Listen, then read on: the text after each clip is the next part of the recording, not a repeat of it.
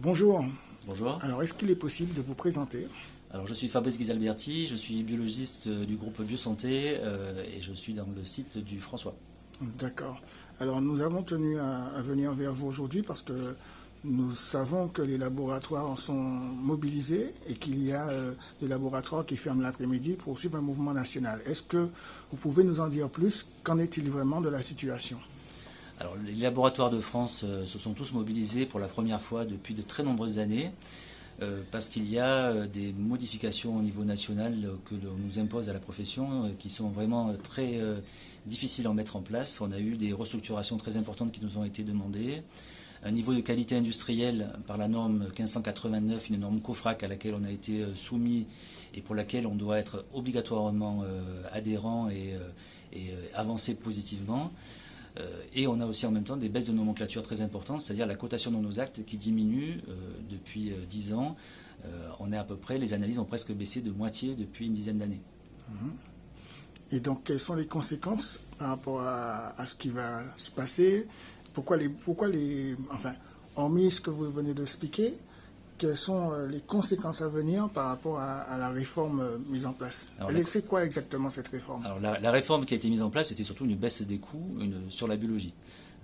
Les biologistes ont été d'accord pendant des années pour participer à l'effort national, pour l'effort de la Sécu. Il y a beaucoup d'argent à essayer d'économiser, alors on était tout à fait partenaires. Si c'est fait dans une mesure, si c'est concerté et si c'est fait de façon raisonnable.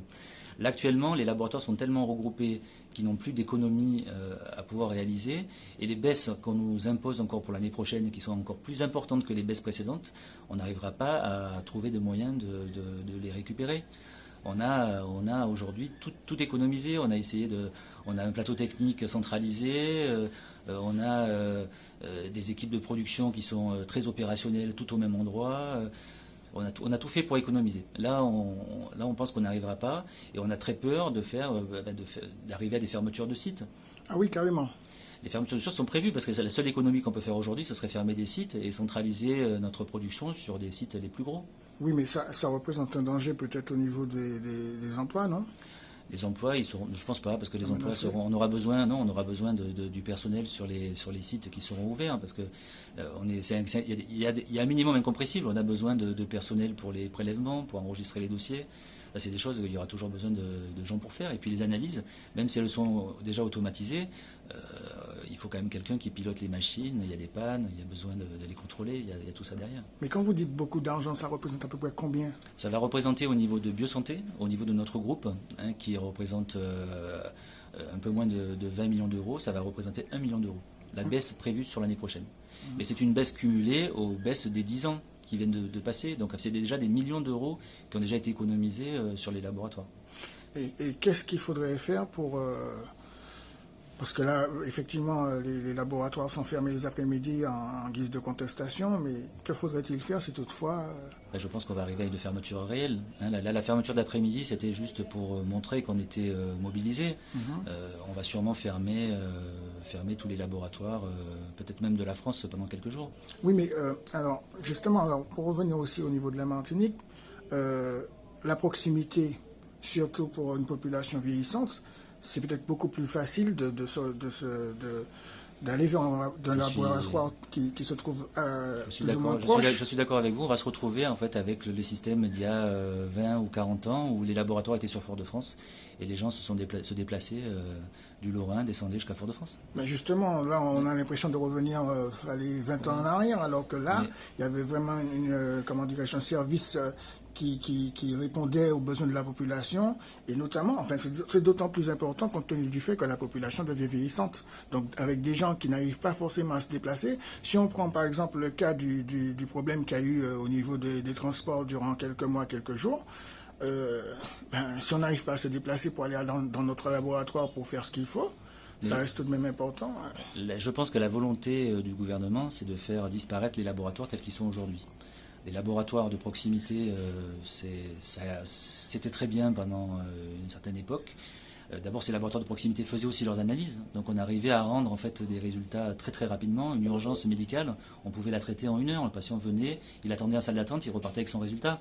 Aujourd'hui, c'est plus possible. Les analyses sont centralisées, c'est un coursier qui récupère les échantillons et qui les amène sur un plateau technique. Le plateau technique travaille très très bien, donc on a gagné peut-être en qualité, mais on n'a pas gagné en rapidité. Mais ça risque d'être une pénibilité pour les clients, enfin pour la population. Les clients, je pense, alors, il y a un modèle européen qui est le modèle allemand. En Allemagne, il y a 3 usines. Il n'y a pas de laboratoire indépendant, donc les laboratoires de proximité comme vous connaissez n'existent pas. Il y a des cabinets infirmiers. Et les médecins même font des prélèvements de leurs patients pendant la consultation et des coursiers viennent récupérer les échantillons. Peut-être qu'on arrivera à ce système-là pour des urgences et les gens qui pourront se déplacer iront sur des centres un peu plus gros. Je pense que c'est peut-être ça la volonté de l'État, surtout que la biologie est en train de ne plus appartenir aux biologistes. De plus en plus maintenant de sociétés même hors France, en fait ce sont des sociétés européennes, même étrangères, qui rachètent les laboratoires pour récupérer l'activité biologique. Est-ce que c'est une bonne chose? Non, c'est pas une bonne chose. Non, non. Et est-ce que vous pensez que la population devrait également se sensibiliser, se mobiliser pour la cause? Je pense que la population... Enfin, actuellement, c'est vrai qu'on est un peu plus visible. Il y a pas mal d'opérations chlordécone qui permettent de faire voir quel est aussi le travail des laboratoires. On a un travail de santé publique, enfin, on participe à des actions qui sont des actions volontaires de l'État qu'on nous demande. On a des grandes campagnes de dépistage qui sont faites au niveau national auxquelles on participe, mais l'opération chlordécone, c'est une opération volontaire, on va dire, c'est pas l'État qui nous l'a imposée. Donc là, on est totalement dans notre rôle. Et on est dans un rôle de diagnostic au travers des rendus, des résultats que l'on communique pour des patients qui viennent avec des ordonnances. Et on participe au diagnostic. Pratiquement, on dit 80% des diagnostics actuels sont faits avec la biologie. Okay. Beaucoup de médecins, maintenant, ont besoin absolument de la biologie. Voilà. Donc, notre rôle, c'est celui-là. Il restera peut-être celui-là, mais il y aura peut-être une disparition des laboratoires. D'accord. Alors, pour revenir sur le chlordécone, est-ce que vous pensez déjà que c'est vraiment un grave problème sanitaire?